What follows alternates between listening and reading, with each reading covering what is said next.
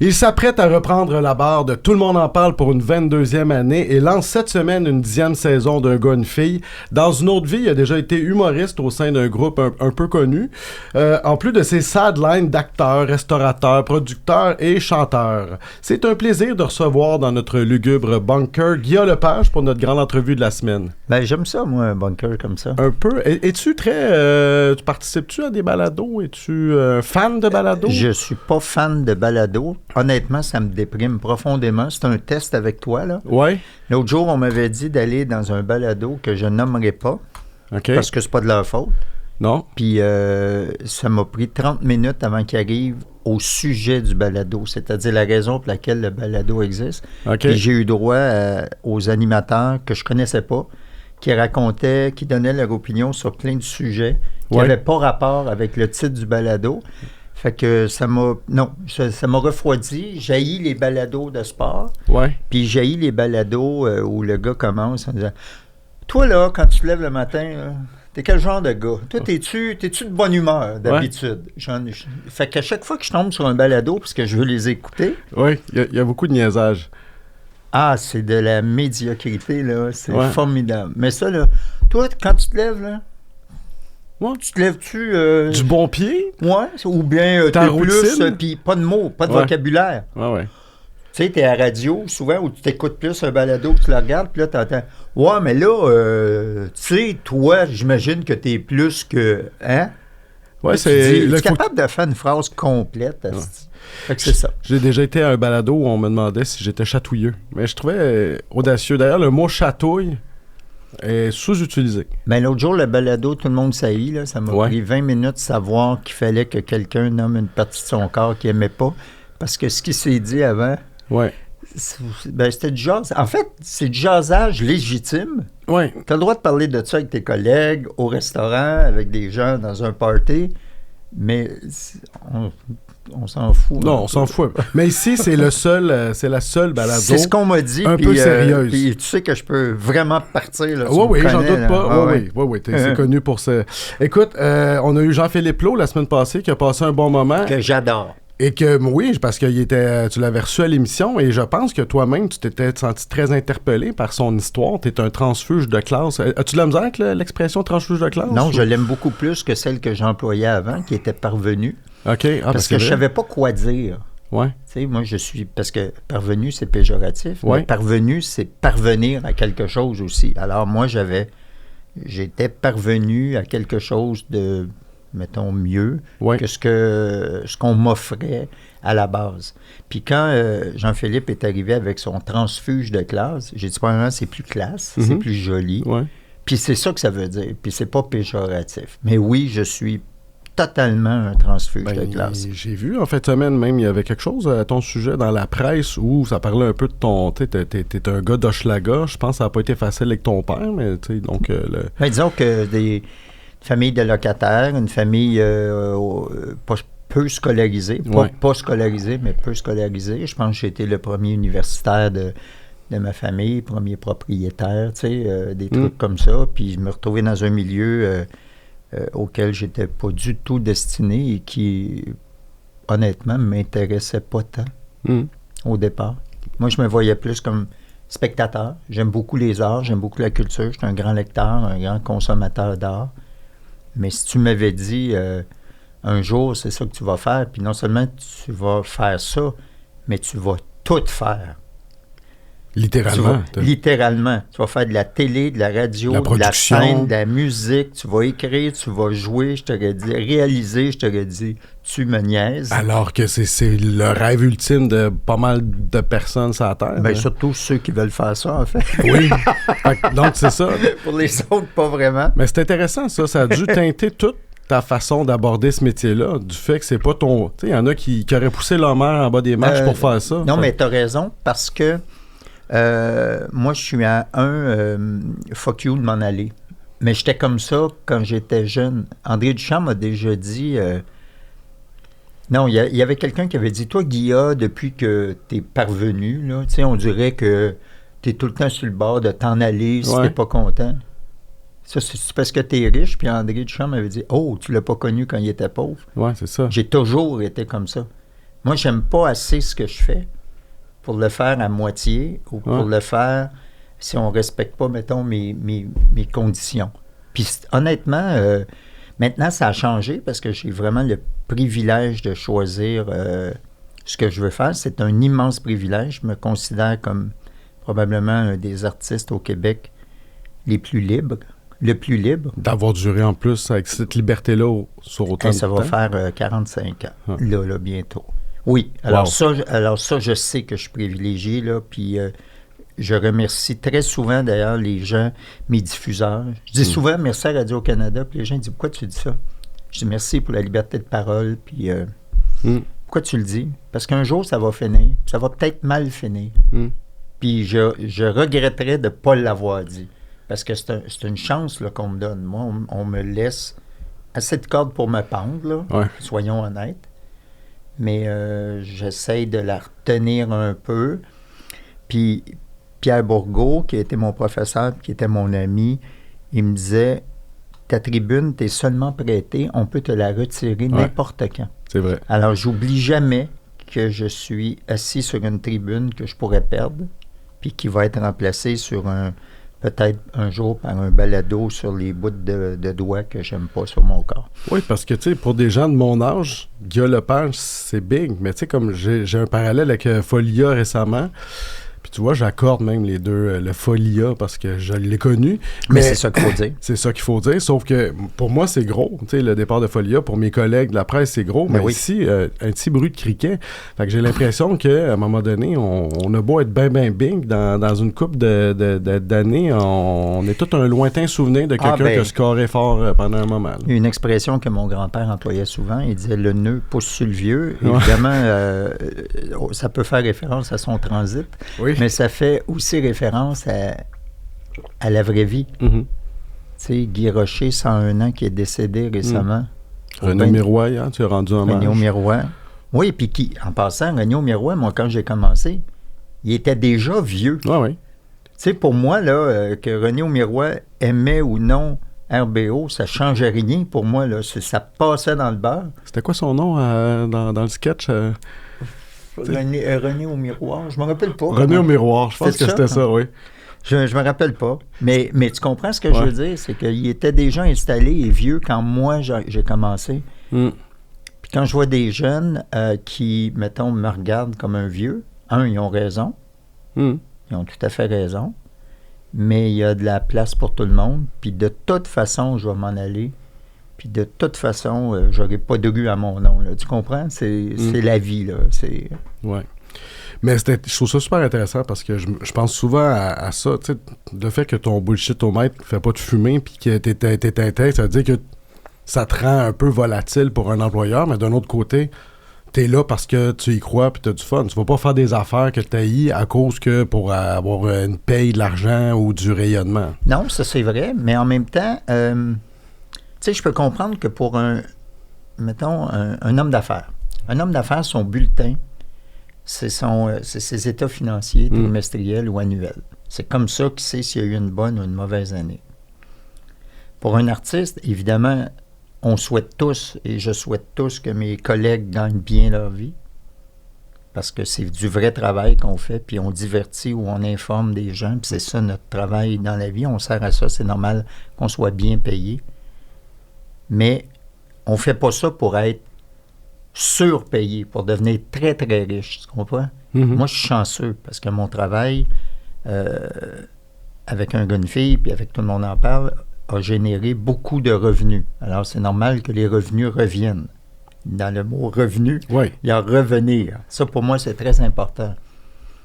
Mais il y a aussi des choses que tu fais par passion. Moi, j'ai fait pendant 6 ans de temps un dessin animé qui s'appelle Bébéatrice. Ça coûte super cher. Si tu acceptes de vivre du dessin animé, je te dis que tu es mieux de trouver un 3,5 à Laval-des-Rapides parce que c'est à peu près juste ça que tu vas être capable de te payer. C'est un projet de cœur, là, à ce moment-là. Là. Puis ça, il en faut aussi. Puis moi, mon gérant, il dit, t'es facile à négocier, toi, parce que c'est soit gratis, scale ou le plus. Il n'y a pas de milieu, là. Moi, si c'est gratuit, c'est gratuit. Si c'est un projet qui est le tien, je vais dire, combien vous donnez au monde? OK. Je ne veux pas 100 piastres de plus, je veux pas un parking, je veux pas que tu me donnes des cadeaux. Ici, on t'a donné un café glacé. C'est correct? J'ai compris que c'était ma fête. C'était pas mal ça. Mais elle est bonne. Oui. Je vais essayer de l'étirer jusqu'à On la est fin. un média indépendant très, très pauvre. Que d'ailleurs, tu as une histoire avec Urbania. Tu as déjà été t'as fait un épisode de Courrier recommandé avec Sylvie. Oui.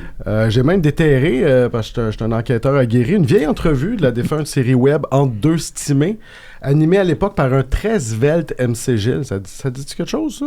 Je peux pas m'imaginer MC Gilles svelte. Très beau, même. On dirait que ça marche pas. Non, je le crois, ça devait pas être lui. Écoute, t'étais genre au pool room, puis tu avais une très belle coiffe, et en gros, tu te confiais sur ta haine des hot dogs, ton plaisir de tweeter pendant tout le monde en parle, fait qu'on voit que ça date un peu. Oui, mais ma haine des hot dogs est sûrement associée au milieu où je viens.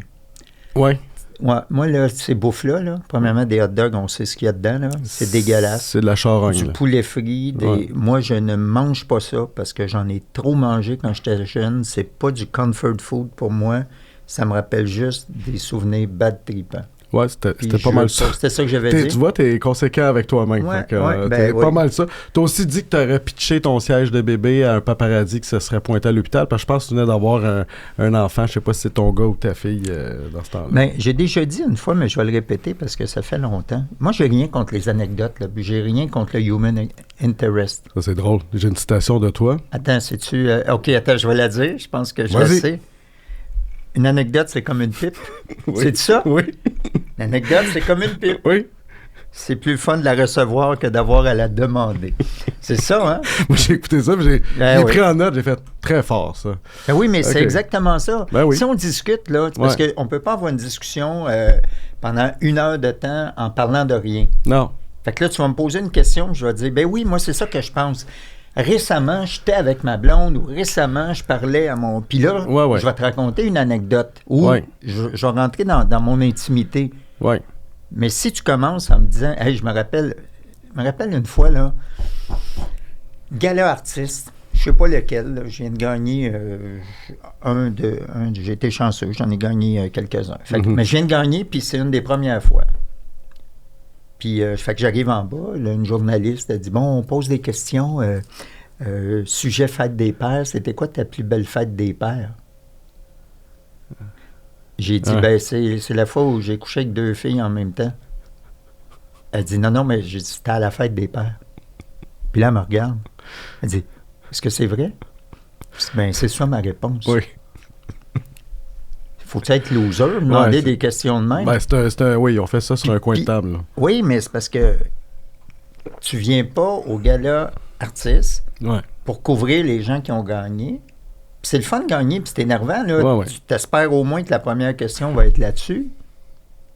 Puis là, on te pose une esti niaiserie. Qu'est-ce que ça me crisse, moi, c'est quoi tes anecdotes de fête des pères? T'sais? C'est l'air du temps, honnêtement. Moi, j'ai été chez Québécois le bout. C'était le même il y a 20 ans. Puis, tu sais, puis là, je renie ça un peu aujourd'hui, mais toutes les affaires de pige un nom. Puis, des fois, t'es assis à côté de Kim tu suis, puis là, on pige des noms. Puis, c'est quoi ta meilleure soupe? Tu dis. Je sais pas quoi te dire. J'haïs ça, ces affaires-là. Fait qu'au moins, je me suis dit, je pense pas que je l'ai fait à 100%, là, mais je me suis dit, je vais essayer à tout le monde en parle de jamais poser les questions que j'haïs qu'on me pose. Que tu voudrais pas te faire demander, genre, raconte-moi une anecdote. Ou bien ton personnage. Ouais. Où tu as été le chercher. Tu sais, ou des fois des questions de genre, t'as fait une chanson, ton père est mort. Oui. Ça parle de quoi? Écoute, t'as 4 mots dans le titre là, qui te donnent des bons indices. Des bons indices sur la chanson. 22e saison dimanche prochain pour Tout le monde en parle. Bel exploit, bravo. Merci. Est-ce que tu veux battre Bobino qui a duré 28 ans? Non, je veux rien battre. Sans farce, y a-tu... moi, je pensais qu'à 20, vous auriez fait parfait. Check, mission accomplie, mais là, finalement... Mais je suis pas paloude, moi. C'est-à-dire, les chiffres, je suis pas paloude. Ouais. C'est pas... Tu sais, je suis pas un... Je confirme que t'es pas paloude. Je suis pas un petit peu autiste mathématique. Ouais. C'est le fun des chiffrons. Mais je veux dire, que tu fasses 20 ans, 22 ans, 17 ans, c'est vénérable. Ouais. Tu sais, en général, les émissions durent 3 ans. Ils ne sont pas flushés avant. Fait qu'à partir du moment où j'étais rendu à 4, c'était déjà beaucoup. Tu sais, finalement, moi, la seule affaire qui va arrêter en même temps que l'un de nous, c'est RBO. Parce RBO, c'est jamais arrêté. Non, c'est ça. Il n'y a jamais eu une fin, vous n'avez pas annoncé... Non, mais moi, je pense que au départ de l'un de nous, ça va être fini. Oui. Mais là, vous êtes tous dans la quarantaine, top shape, fait que c'est correct, là, vous avez encore... Non, on est dans soixantaine, je te confirme qu'on n'est pas tous top shape. Non, ah oui, mais il n'y a pas de grands malades, je ne vais pas rentrer dans leur vie privée, mais j'ai l'impression que vous allez plutôt bien. En tout cas, j'en connais... Ben écoute, je ne connais pas leur médecin personnellement, mais c'est l'âge des petits bobos. Moi, je vais t'avouer, c'est-à-dire, moi, je me sens dépéré, ça paraît pas beaucoup parce que je suis en forme. Ouais. Mais j'étais bien plus en forme il y a 20 ans. Alors que j'avais le même poids, j'avais la même shape, mais... À partir de quand? Tu as observé qu'il y a des bobos, des courbatures ou quelque chose? Mais c'est des niaiseries. Tu tombes, puis ça fait mal plus longtemps. Tu sais, tu t'étires, tu dis, c'est bon, qu'est-ce que je viens de faire là? Faut que tu te réchauffes avant de t'étirer. Tu comprends? C'est ce genre de bébé-là. Puis moi, je viens d'une famille où toutes les maladies qui existent ont passé dans ma généalogie. Ouais. Fait que je fais très attention à ma santé. Je suis très peureux. J'ai très peur de mourir malade. J'ai très peur... tu sais, moi, si je me fais mal, on me dit « Va voir le médecin », je sonne chez eux, là, même s'ils ne me connaissent pas. Là. Tu comprends? Je veux régler ça. Moi, je peux pas attendre. Ça m'angoisse. Je sais pas si tu as tout lu ce qui était le concert des loges pour Folia quand il est mort, mais il y a un texte qui m'a marqué. Je pense que c'était Boisvert qui disait... Il citait Folia qui a dit « Moi, j'ai eu 47 ans toute ma vie, jusqu'à 72 ans, puis à 72 ans, j'ai eu 108 ans, jusqu'à la fin. » Fait que, à un moment donné, il y a un âge où tu clashes. Oui, mais c'est parce que on doit rien à personne de plus que ce qu'on peut offrir, puis on n'empêchera pas les gens de vivre sans nous, tu comprends? Les gens, les cimetières sont remplis de personnes indispensables. Ça te fait-tu peur? Zéro. La mort, vieillir? Vieillir, oui. Non, ce qui me fait peur, là, c'est parce que j'ai des enfants. Tu sais, j'ai un grand garçon qui a 34 ans. Ouais. Moi, quand ma mère est décédée, j'avais 20 ans. Et mon grand Théo, il a 34 ans. Super organisé, un homme formidable. Tu sais, si je mourais aujourd'hui et c'était mon seul enfant, je dirais, ma job est faite. C'est parfait, ouais. Ma fille Béatrice, qui a 15 ans, jeune adolescente, je suis son modèle masculin, en tout cas, j'essaie de l'être. Puis mon petit gars de 10 ans, Thomas, j'aimerais ça les amener... plus loin que ça. Plus loin que ça. Plus loin que ce que j'ai vécu. Parce que moi, quand ma mère est décédée, j'avais 20 ans. À 20 ans, là, ta vie, c'est pas tes parents. Tu sais, ça m'a pris 10 ans, 11 ans, quand j'ai eu mon fils, que là, j'ai fait le deuil de ma mère. En fait, j'ai eu de la peine, j'ai pleuré alors que ça faisait 11 ans qu'elle était décédée. Parce qu'à 20 ans, t'es pas là. T'es pas là, puis t'es pas parent. Ouais. Puis j'ai vu un petit bébé, puis j'ai dit, j'étais comme ça, elle me tenait dans ses bras. Fait qu'à 20 ans, en fait, c'est un âge un peu weird pour perdre tes parents, parce que tes parents, c'est ton plan B. Tu sais, quand ton adolescent ou ton jeune adulte dit « on soupe ensemble cette semaine », là, fais-toi pas des idées, là. C'est parce que c'est fait flusher par sa blonde ou ses amis, puis il veut manger gratis. C'est pas pour une belle activité. Non. Il veut manger gratis, puis t'es son plan B. Mais, à un certain moment, tu deviens son plan A. À quel âge, ça? Plus tard, hein? Mon fils Théo, là, qui a 34 ans, là, il m'appelle, puis qui travaille maintenant à Ottawa, là, il m'appelle 3-4 fois par semaine pour jaser. Et moi, j'ai un 17 qui se crise de moi, pas pire. Non, moi, c'est juste pour jaser. Puis qu'est-ce que tu as fait aujourd'hui? Puis, à part quelques fois, quand il dit « Papa », ou là, je sens que là, je suis son père, on a des discussions d'égal à égal, d'amis. Il y a plein d'affaires qu'il connaît plus que moi. Il est plus mesuré que moi. En fait, il est beaucoup plus sage que moi. Je ne sais pas pourquoi il m'appelle pour avoir des conseils. Ce serait l'inverse que je devrais faire. Ouais. Il y a, c'est à l'émission, il y a du monde en messe. Récemment, tu confiais, je pense que tu faisais ton coming out de personnes braillardes. Ah oui. Ça t'émeut, vieillir, justement? C'est-tu le classique de gars qui refoulait, puis là, finalement, d'une vraie champlure? Non, moi, j'ai champluré quand je suis devenu papa. OK. Puis depuis ce temps-là, c'est-à-dire, des fois, tu as des moments plus émotifs que d'autres, tu sais. Mais mon anecdote du Roi Lion est ridicule. J'ai 2 anecdotes de dessin animé. Le Roi Lion. Ouais. Je vais voir ça avec mon fils, Théo, à l'époque. Il y a 4 ans, 5 ans, quand c'est sorti. On s'en va au cinéma. Le Roi Lion prend...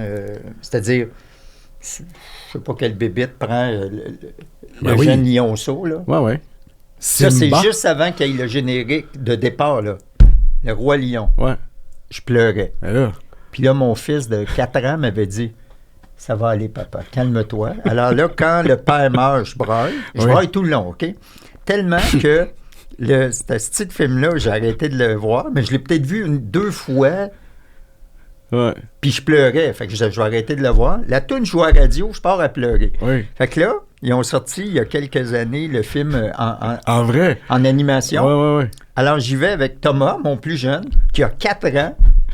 Puis il connaissait l'histoire. Non, lui, sa mère, puis ma fille, ils me regardaient. Je suis parti à pleurer exactement même place. J'ai dit, arrêtez donc de me regarder, gang d'épée, je n'ai pas moyen de... Ouais, mais c'est touchant. Pour moi, je braille à Pixar. Tu sais, Toy Story. Bon, mais Toy Story, avec Théo, c'était l'histoire d'un jeune homme qui vient... Ça a suivi l'âge de mon fils. Quand il est arrivé à l'université, le dernier film, puis il donne ses jouets. Ah, ben, même affaire. Je le regardais avec lui, j'y tenais la main, on pleurait les deux. 2 estis de tata. Sur le perron, tu sais, bye cowboy, il s'en va. À l'université, t'as les jouets. Non, moi aussi, je peux. Les jouets qui cherchent des nouveaux amis. Ah non, c'est horrible. Moi, je suis tough, tu sais. Moi, j'avais une paire police, on se dit pas qu'on s'aime tant que ça, mais tu sais, moi, les cartoons de même, tu sais, c'est ça. C'est ça, fait que je suis braillard là-dessus. Voilà, c'est dit. Oui, mais c'est... Puis, ce que je trouvais drôle sur ta page Wikipédia, tu vois que j'ai mené une vaste enquête. Moi, je suis allé voir ça, puis il y a plein d'affaires qui sont même pas... Il y a quelque chose qui m'a fait rire, juste sur une ligne, il est athée. Sur une ligne, tu sais, séparée. Oui, ça, c'est bien... Il est athée. Mais je pense à ça, moi, des fois, comme mes parents s'en vont... Ma mère va au ciel encore, mais tu sais, mais la génération qui ira pas au ciel... ça va-tu être une génération de dépressifs sur leur lit de mort? Parce qu'il faut que tu sois zen en temps pour dire « Hey, c'était cool tout le monde, j'ai eu mon fun, bye-bye, on se revoit plus jamais. » Tu sais, il me semble que c'est rassurant de dire « Oui, mes petits-enfants, je vais vous surveiller. » c'est rassurant. Puis quand quelqu'un pense ça, non, moi je crois pas à l'Église, mais je crois qu'il y a une présence de oui, c'est cool. Moi, nous ne connaissons pas la réponse. Non. Puis j'ai décidé là-dessus de faire de la paresse intellectuelle ou du déni. C'est-à-dire, je le sais pas. On le sait pas, personne. C'est beau l'histoire qu'on va au ciel, puis que les anges nous regardent, puis ils viennent nous voir dans notre sommeil, alors que c'est nous-mêmes qui déterminons nos rêves, mais ça, c'est une autre histoire. C'est beau. C'est parfait. L'histoire de Jésus, c'est tout beau. Belle histoire, sur papier. C'est une belle histoire. J'étais un auteur. Moi, j'aurais aimé écrire ça. Mais on le sait pas. Mais une histoire de super Jésus, ça serait encore mieux. Poulet barbecue. Quand je faisais ça, je recevais des lettres de plainte. Il y a même eu une alerte à la bombe au Nouveau-Brunswick parce qu'on faisait super Jésus. Avec la police qui fouillait tout le monde dans l'aréna. Il y avait, je sais pas, des milliers de personnes. Le show a commencé, je sais pas quoi, 1 heure en retard. C'est un de mes préférés. Ça, moi. j'étais content. Gros fan de, tu sais, qui fume une top sur la croix. Ça m'a fait plaisir. Ça va bien avec mon caractère de faire quelque chose juste pour faire chier les personnes. Ça, je suis encore comme ça, je vais t'avouer. Même aujourd'hui, ça serait choquant. Fait que imagine, là, vous étiez 40 ans avant faire des jokes de Jésus. T'sais, même aujourd'hui, ça passerait... Tu vois, la religion, la mère des poignets en ville avec la prière. Oui. Mais c'est parce qu'on ne sait pas où arrêter. Puis en fait, je trouve que le problème au Québec, c'est qu'il nous reste un vieux fond catho. Alors, comme on a décidé de s'éloigner de l'Église, de notre Église, puis de notre religion, on réagit mal au fait que d'autres personnes veulent pratiquer la leur, veulent la revendiquer. Fait que déjà là-dessus, on est 2 niveaux. Non, on garde le crucifix, mais on fera pas... Puis là, quelle grosseur de signe on va porter. Puis en même temps, on veut être lousse avec les gens puis les laisser faire, sauf qu'on vit dans une société où il y a des droits égaux pour les hommes et les femmes qui sont pas respectés dans toutes les religions. Fait qu'on essaye de se trouver une façon de se positionner là-dedans. Moi, j'ai décidé que, je l'avais dit d'ailleurs, dans une Saint-Jean, moi, c'est laïque en public, puis ce que vous voulez en privé. Oui, c'est ça. Faites ce que vous voulez en... Point. Je veux pas devoir te faire circoncire. Surtout pas dans la rue. mais tu comprends, mais tu as le droit de... Ouais. Mais, c'est-à-dire circoncire, c'est une forme d'excision, dans le fond. Ouais. Tu sais, je veux dire, je vais te faire... Bon, moi, je suis circoncis. Nous aussi, c'est une balado sérieuse, il faut avoir des preuves. Je vais vous dire la date. Ah, ça, je suis dans RBO, hein, ça me dérange pas. Tu sais, je suis né le 30 août 1960, j'ai été circoncis le 2 septembre 1960. Ouais. Je sais pas pourquoi. J'en garde très peu de souvenirs. Non, ça m'a pas beaucoup marqué. Puis ça se lave mieux. Je veux juste dire ça aux gens qui ne le savent pas. C'est ce qu'on dit. Mais oui, mais toujours est-il que c'est des décisions qu'on prenait à notre place. Ouais. Alors, exciser des jeunes filles, circoncire des jeunes garçons, c'est pas, ou carrément les brainwasher, en les envoyant 7 jours par semaine dans des églises où tu n'apprends pas l'histoire, les mathématiques et le français, mais plutôt la Torah. Moi, je suis contre ça. Je suis contre ça dans ma société. Pour le vrai, là, j'ai pas de sympathie pour ça, j'ai pas de compréhension. Non, puis tu as vécu les derniers relents d'une église oppressante aussi. Ah oui, moi, ils ont même essayé. Moi, j'ai eu droit au messe à gogo. Hey, en 1967-68, tu sais, dans la mouvance de Jesus Christ Superstar, tout ça, il y avait des messes à gogo. Fait que là, tu avais une église. Puis la messe n'était pas dans l'église, elle était dans le sous-sol de l'église, pour être plus cool. Puis là, tu avais un band, un drummer, un bassiste. OK, fait qu'ils essayaient de pimper l'église. Oui, puis c'était des gars qui avaient des cheveux longs, puis qui chantaient des chansons Christian, rock. Ça doit être cool quand même. Oui, c'était cool, oui. C'est assez plate, sinon, là. Moi, j'ai pas vécu le côté fun. Oui, c'était cool, mais c'est parce que, tu sais, quand t'es jeune, t'écoutes plus la musique que les paroles. D'un coup, tu commences à écouter les paroles, puis tu dis, c'est la même maudite affaire. Fait que, c'est ça. Pourquoi c'est encore pertinent, selon toi? Tout le monde en parle. Ah, excuse. Pourquoi c'est encore pertinent? Ouais. Ça ligne.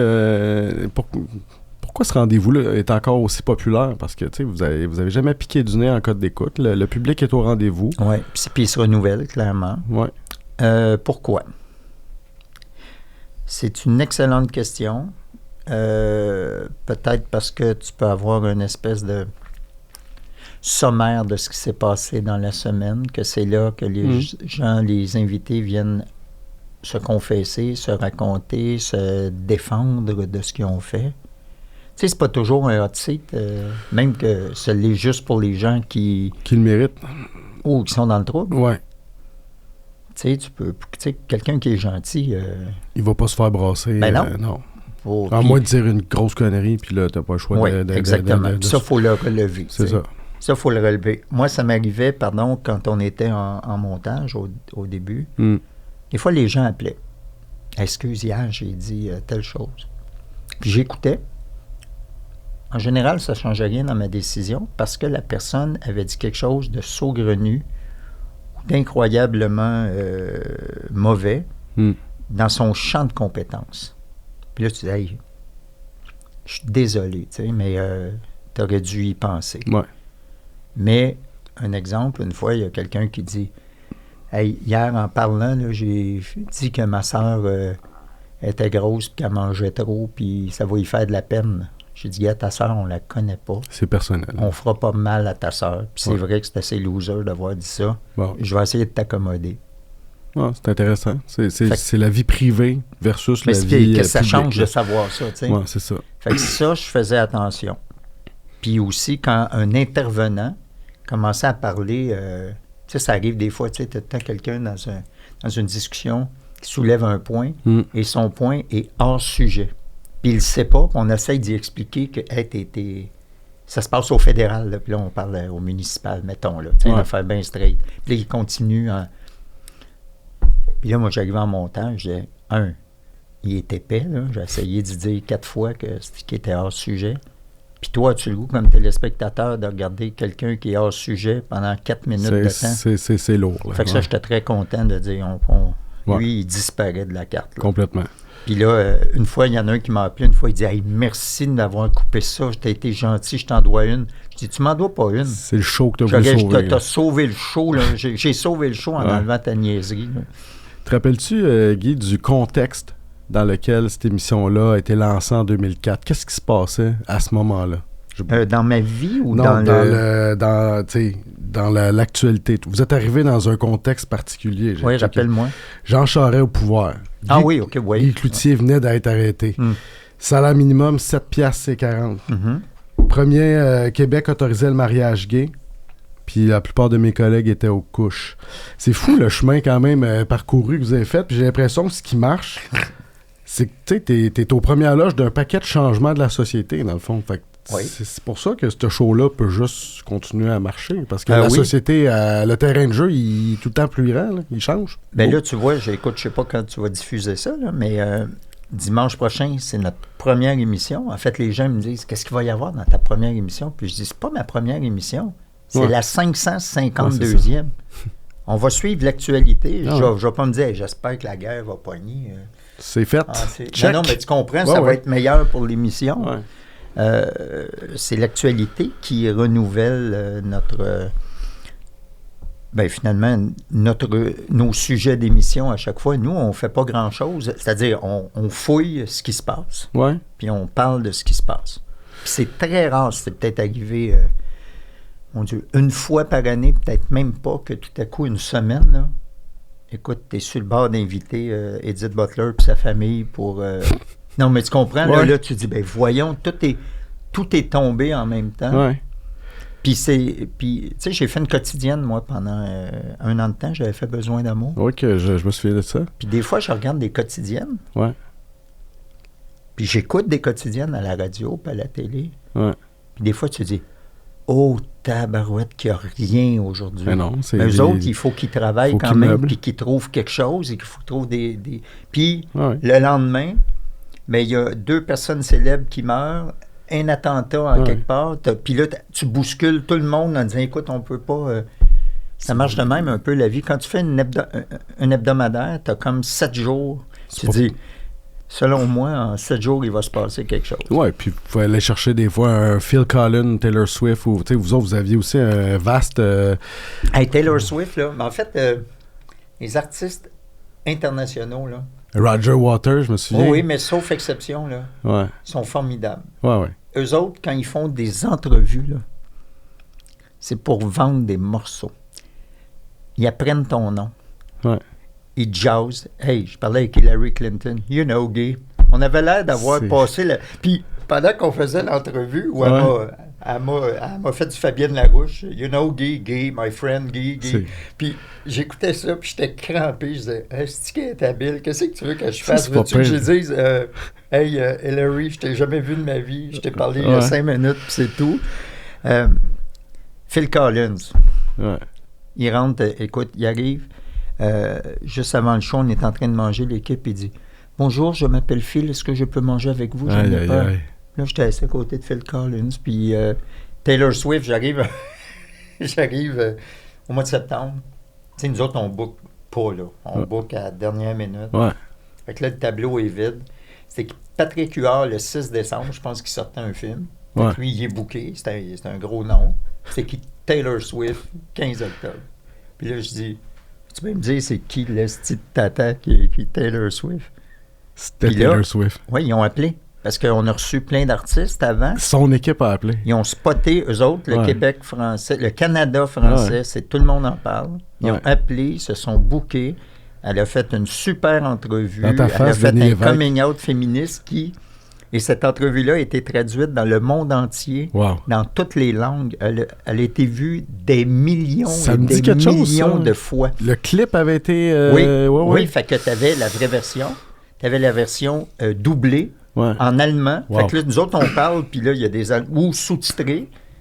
Puis tu la cherches, là, tu l'as en portugais brésilien, tu l'as partout, cette entrevue-là. Puis elle était super fine. Elle m'a embrassé à la fin. Thank you. Tu sais, c'était... T'es toi-même une vedette A++, là, mais est-ce que des fois t'es... le père, pourquoi tu manges? C'est pour ça. T'étais prédestiné. Moi, j'ai pas pris de chance. J'ai dit, pas de niaisage. Bien joué. Oui, merci. Tant pis, Richard Z. Mais... Salut, Richard. N'empêche que, des fois, ça doit t'arriver aussi. T'es un... Tu sais, je sais pas si, comme disent les jeunes, t'étais starstruck à quelqu'un. Y a-tu quelqu'un qui s'est assis là, que t'as fait... Ouf, ça va être rough, parce que c'est pas mon genre. C'était pas un groupie, là. Non, je suis zéro groupie et je réagis très bizarrement au groupisme. Tu sais, dans RBO, là, on était des rockstars, là. Ouais. Puis, moi, je trouvais ça extrêmement difficile de gérer ça. C'est sûr, là, si t'as 15 ans, là, c'est cute, là, tu sais. Je veux dire, Mélanie Ménard avait 15 ans, puis elle tripait sur RBO, puis elle nous faisait signer des affaires. C'est un passage obligé de la vie, là. Ouais. Mais quand c'est une madame de 30, là, qui est groupie, là, puis qui veut coucher avec toi, là. C'est bien dur. Mais... Ah non, moi, j'haïs ça. OK. Ça, j'haïs ça. Si tu pars comme ça, la discussion, là, j'ai envie de dire, premièrement, j'ai pas besoin de toi, en partant. Fait que t'es mieux d'avoir d'autres arguments que ça. Ouais. Mais le groupisme, là, c'est-à-dire, je suis pas assez intéressant, fait que je vais rien dire, je vais juste triper sur toi et prendre des photos. C'est bien émotif. Les gens qui vous voient, c'est parce qu'ils ont l'impression de vous connaître aussi, à un moment donné. Moi, je veux rencontrer des gens qui m'apprennent quelque chose. Je veux pas rencontrer des gens à qui je vais expliquer les affaires de moi que je connais déjà. Tu comprends? Tu deals-tu bien que ça? Quelqu'un qui t'accroche, puis des répliques d'RBO, puis parce qu'il va avoir un méchant paquet. Là. Oui. J'appelle ça le service après-vente et c'est pas du tout méprisant. C'est le public qui nous fait vivre. Mm-hmm. C'est le public qui nous rend populaires. Alors, sauf exception, quand les gens sont très bêtes ou très malpolis ou qui disent « Hey, c'est-tu toi? Ça, si tu me fais ça, je te pète le doigt. » là. Mais ça n'arrive pas souvent. Non. C'est 1 sur 100. C'est vrai qu'ils sont fins, les gens. Tout le monde est fin. Ouais, c'est ça. Puis c'est plus facile maintenant. Dans le temps d'RBO, là, je ne pouvais pas prendre le transport en commun à l'heure de pointe. J'en doute pas. Je ne pouvais pas aller dans un bar tout seul. Et là, c'était Guilla, puis hey, salut, veux-tu une bière? Là, maintenant, comme je suis plus vieux, c'est plus Monsieur Lepage. Fait qu'il y a des gens, Monsieur Lepage, j'ai regardé votre émission dimanche, j'ai aimé ça, ou il y a une chose que j'ai pas aimée. Ben, dites-moi, monsieur, c'est quoi? Puis moi, je jase avec le monde. Je vais pas passer 1 heure avec toi, mais... je pense que c'est le vernis de l'émission aussi. C'est sûr que là, c'est quand même... c'est sérieux, tout le monde en parle. C'est une émission d'actualité. Fait que tu n'as pas le même ton de Saint-Jean-de-Bosco. Là. Non, exactement. Ouais. Puis mais moi, je dirais maintenant, je suis plus connu qu'avant. Oui. Mais les gens... mais mes rapports avec les gens sont bien meilleurs qu'à l'époque où j'étais jeune, puis je comprenais pas ça, en fait, la popularité. Je trouvais que c'était utile pour pouvoir faire tes affaires, puis avoir des gens dans tes salles, puis du monde qui achète tes albums, puis tout ça.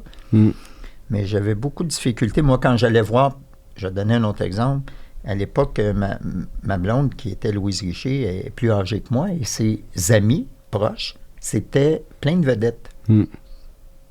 Ça t'impressionnait pas plus que ça, là, c'est ça, t'es pas... En fait, oui, ça m'impressionnait, mais je me disais, je vais pas commencer à leur dire, j'avais tes disques au cégep. Non. Fait que je leur parlais normalement, puis parce que je leur parlais normalement, ils et elles me parlaient normalement, puis je me suis dit, c'est ça le ton, c'est ça qu'il faut faire. Ouais. Puis il vient aussi un moment, c'est que, tu sais, tu vieillis, puis... tu rattrapes ces gens-là, c'est-à-dire quand ça fait plusieurs années que tu fais le même métier, tu sais, quand ça fait 1 an que tu fais ce métier-là, puis que tu parles à quelqu'un qui le fait depuis 10 ou 15 ans, c'est un vétéran. Ouais. Mais quand ça fait 30 ans, puis lui, ça fait 40, ou elle, ça fait 40, c'est pas mal la même maudite affaire, tu sais. Fait que le niveau change, tu sais. Gilles Vigneault, récemment, on était dans une émission, puis... Je pense qu'il faisait une farce, mais ça m'a beaucoup touché. Il dit, « Monsieur Lepage, me feriez-vous l'honneur de prendre une photo avec moi? » Un selfie avec Puis là, j'ai regardé. Puis sa femme était là. Elle dit, « Oui, il veut une photo avec toi. » Puis écoute, je pense que j'ai l'air 1000 fois plus fier que lui. Je pense que ma face, c'était à peu près ça. C'est sûr. Trouves-tu ça bizarre, tu sais, comme là, c'était René Aumirois, Gilles Vigneault, je veux dire, plus jeune. Là, on a perdu quand même, tu sais, Fiori, tout ça. Mais là, je pense que ça va devenir du monde qu'on connaît de plus en plus. Et, tu sais, là, si je pense juste dans ma tête, on leur souhaite pas ça, mais ils vont des chants dodo. Oui, t'as raison, ça a toujours été ça. Il y a 20 ans, il y avait plein de morts célèbres. Pas qu'on s'en crissait, mais on dirait que là, on arrive avec un noyau de personnalité plus dans la période boomer que, mon Dieu, il va en avoir une gang sur les rangs, là. J'ai l'impression qu'il faut revoir notre façon de voir les funérailles nationales, sinon on va en organiser une par semaine. Mais regarde, tout le monde en parle, là, ça fait 22 ans. Là. Devine combien d'invités qu'on a reçus qui sont décédés. Ça doit être fou, hein? Ah, c'est pas loin de 200. Ouais. Juste dans mes recherches, en fouillant tout ça, j'étais là. Lui, mais quand ils ont un certain âge, là, mettons 75, 80 et plus, là, c'est le cycle de la vie. Comme disait le roi Lion, ça se peut que je pleure. Oui. Mais c'est le cycle de la vie. Ouais. Mais dans ces noms-là, il y a du monde qui ont 30 ans, 35 ans, 40 ans, 45 ans. Patrick Bourgeois, Boule Noire, Nelly Arcan. Carl Tremblay. Du monde qui, pour différentes raisons, décède. Ouais. Carl Tremblay, effectivement. Là, tu fais tabarouette. Ouais. Puis il est là aussi le drame de... Tu sais, aujourd'hui, j'étais à Radio-Canada, puis tout le monde parlait de René Aumirois. Puis c'est triste, hein, il est parti. Je dis, oui, son moule est cassé. Pour moi, c'est une expression respectueuse pour dire qu'il ne sera pas remplacé. Ouais. Mais alors, j'ai eu tellement de peine quand il est décédé. Je dis, tu t'en doutais pas un petit peu à cet âge-là, avec sa... Ouais. Tu sais, moi, ma mère est décédée quand elle avait 40 ans. Mon frère s'est enlevé la vie à 35. C'est drôlement plus triste parce que... C'est parce que ça, c'est soudain. C'est soudain dans les deux cas. C'est 2 morts soudaines. Mais c'est aussi que tu devrais pas mourir à cet âge-là. Non. Tu devrais pas mourir d'un anévrisme foudroyant 2 heures après l'avoir fait. Je suis tellement d'accord. Puis concernant le suicide, c'est une solution définitive à un problème temporaire très souvent. Pas toujours. Quand c'est de la maladie mentale, c'est plus compliqué que ça. Ouais. Il y a des gens qui se suicident parce qu'ils viennent de faire faillite, parce que leur femme ou leur mari les ont quittés, ou tu sais, des affaires de même. Tu avais un problème provisoire, puis tu l'as réglé de façon définitive. Ouais. Mais je voulais faire un reportage là-dessus sur le fait que là, présentement, on broye beaucoup nos personnalités qui meurent, mais des fois, il faut saluer. Tu as fait 85 ans, 90 ans. Respect. Ça va, là. Tu sais, les gens sont pas si à terre que ça autour, j'imagine. Il faut que tu te prépares à ça quand ton proche a 90 ans, que ça se peut qu'il meure. Là. Oui, mais c'est vrai, des fois, on est impressionné parce qu'on voit des gens... tu sais, Paul McCartney, Bruce Springsteen, ils font des shows de Vigneault, on dirait qu'il ne mourra pas. Il a comme échappé. Ah, écoute, non, mais c'est parce que M. Vigneault, très jeune, il avait l'air vieux. Ben, il est né vieux, on dirait. Mais il est en shape, là. C'est un chêne, ce monsieur-là. Ouais. Là. Tu vois qu'il a travaillé de ses bras là, sur sa terre. Là, il tire la main. Là, c'est un monsieur. Oui. Écoute, le temps file, là, il ne reste pas grand temps. Je veux juste aborder un peu un gars, une fille qui va être... on diffuse à partir de maintenant la 10e saison. La 11e s'en vient en janvier. Oui. Juste revenir sur le fait que probablement que tout votre entourage commence à marcher fesses serrées, parce que je suis sûr que vous picossez dans les traits tous les gens autour de vous, les couples autour de vous. Bien sûr.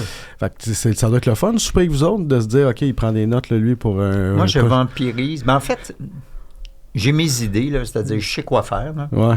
C'est exemple, pour une saison à venir, j'ai déjà développé quelques thèmes. Mais des fois, les gens, ils te mettent sur une piste que tu n'avais pas soupçonnée. Ouais. Tu sais, moi, j'ai écrit abondamment. T'sais. Cette série-là, j'en ai écrit facilement la moitié. T'sais, on a fait 5000 scènes, j'ai dû en écrire la moitié. Je suis script éditeur du reste. Wow. Puis il y a des gens qui me disaient, pourquoi tu ne l'écris pas tout seul? Je dis, pourquoi me priver des histoires d'excellents auteurs qui font la même affaire que moi, mais qui ont accès à des infos que moi, j'ai pas autour d'eux, ou des façons d'interpréter ça qui ne sont pourquoi pas les miennes. Pourquoi se passer miennes. de ça? Ben oui. Tu sais, puis ce que je trouve le fun, tu vois, Pascal Lavoie, Sylvie Bouchard, Martin Perizzolo, je nomme eux autres parce qu'ils sont là depuis le tout début. Puis ils font des jobs de... Tu sais, dans une équipe sportive, là, tu voudrais ces 3 joueurs-là, tout le temps, dans ton équipe. Puis quand t'as pas de texte, t'as pas le reste. Perizzolo, je le prendrais pas dans mon équipe de survivalisme, par contre. Là. Non, moi non plus. Mais dans The Writer, oui. Oui. Alors, moi, ce que je trouve important, c'est quand il n'y a pas de texte, tout le reste n'existe pas. Tu sais, des fois, tu vas dire, il est bon Robert De Niro, mais dans tel film, il était plate.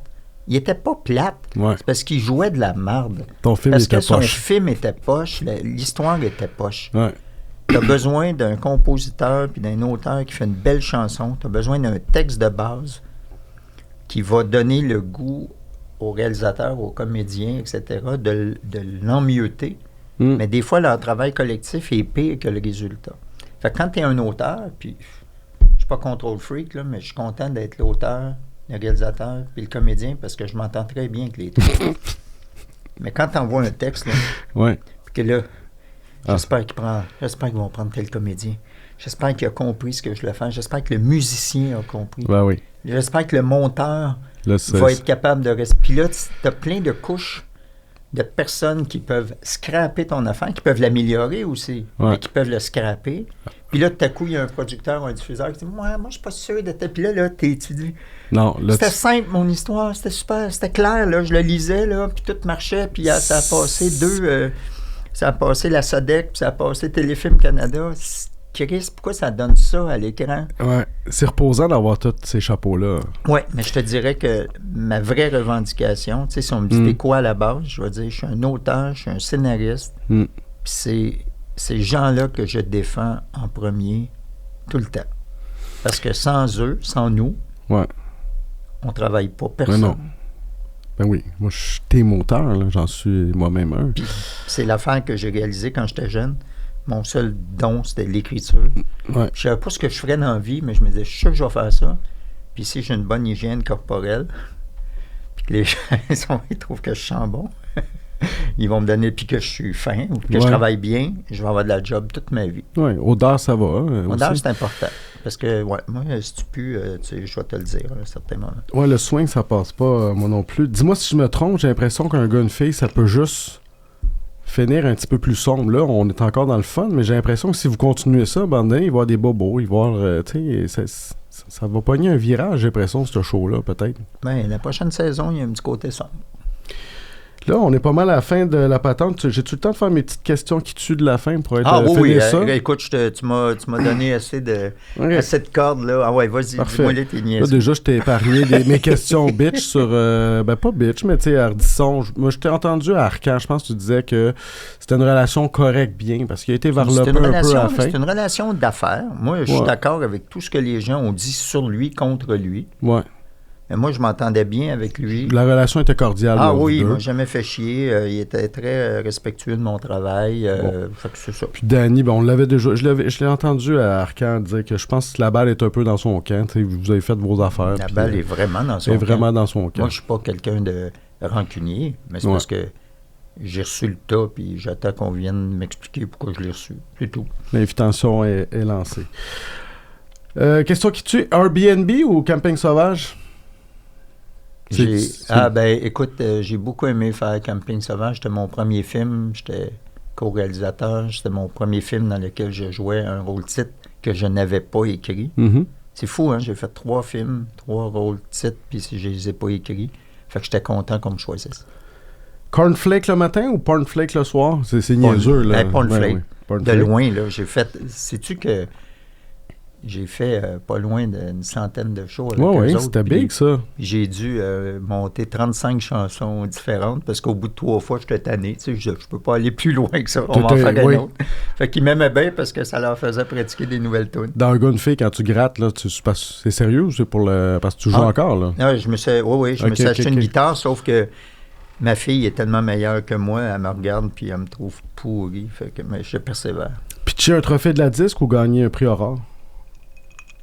Parce que tu l'avais eu. C'est une bonne question, mais c'est sûr que je réponde sérieusement. C'est pas une bonne idée de pitcher un trophée, mais c'est correct d'être en esti de vouloir le pitcher. Oui. J'aurais dû mieux m'expliquer, mais j'avais raison dans le fond, pas dans la forme. C'est bien ça. Puis pour le prix Aurore, je tiens à dire que l'APA a été réhabilité partout. Je pense que les jeunes connaissent les répliques par cœur. L'APA, là... Ça a pogné du feu. L'APA, mais ça a pogné dès le départ. Ouais, moi, là, j'ai un public qui m'arrête sur la rue depuis... Il y a une année là, où j'ai gagné un Métro Star pour Tout le monde en parle. Puis j'avais été faire une marche. C'était la même journée où il y avait une marche avec plein de jeunes. Puis moi, je marchais avec le monde de Star Academy. Ça a donné comme ça. Et on ne me parlait que de l'APA. Ouais. Point. Dernière chose, besoin d'amour ou besoin de sortir de Montréal de temps en temps à cause des estis de qu'on arrange? Bien, c'est sûr que je veux sortir de Montréal, mais grâce à Besoin d'amour, entre autres, j'ai travaillé avec Sylvie Léonard, Mario Clément, qui était un fan de l'émission. C'est lui qui m'a offert d'animer Tout le monde en parle. Ouais. Puis c'est probablement avec l'expérience que j'ai pris là qu'on m'a demandé d'animer la disque. Alors pour moi, Besoin d'amour, sans cette émission-là, je serais juste un vieux RBO. Ce qui serait pas super quand même. Oui, mais avec certains, je suis très fier d'être un RBO. Mais je serais peut-être revenu dans les rangs en faisant je sais pas quoi, honnêtement. Merci de ta visite puis de ton temps. Puis là, cours, là, t'es attendu, je pense. Oui. OK. Merci beaucoup. Bienvenue.